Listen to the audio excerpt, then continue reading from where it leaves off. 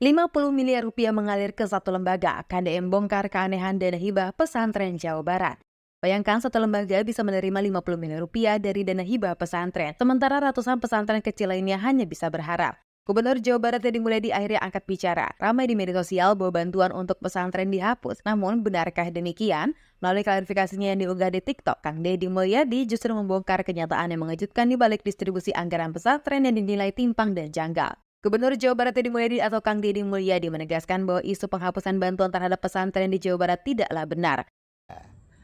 Ada beberapa hal yang saya ingin sampaikan pada semuanya, karena di media sosial kita sering terjadi berbagai prasangka atau praduga yang berkembang yang diarahkan pada seluruh kebijakan Pemda Provinsi Jawa Barat yang dipimpin oleh saya sebagai gubernur.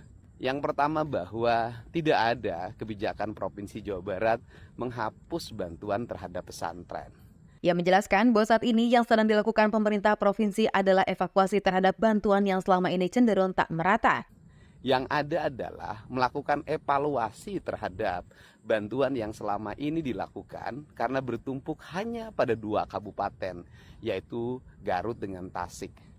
Kande menyatakan ada kejanggalan yang perlu dikaji lebih jauh. Bantuan yang selama ini disalurkan justru banyak mengalir ke yayasan yang secara administratif bermasalah. Selain bertumpuk pada 2 kabupaten, juga banyak saya temukan bantuan-bantuan itu malah ngalir ke lembaga atau yayasan yang seluruh aspek administrasinya menurut saya itu bertentangan dengan prinsip-prinsip undang-undang, sehingga diperlukan upaya investigatif dan sekarang sedang berjalan. Yang lebih mengejutkan, ia mengungkap bahwa satu lembaga bahkan pernah mendapat hampir 50 miliar rupiah bantuan. Banyak juga terjadi, misalnya satu lembaga mendapat hampir 50 miliar. Dan itu juga mencerminkan rasa ketidakadilan. Kalau bicara akhlakul karimah, sudah jelas itu bertentangan dengan prinsip-prinsip akhlakul karimah yang diajarkan oleh Rasulullah SAW.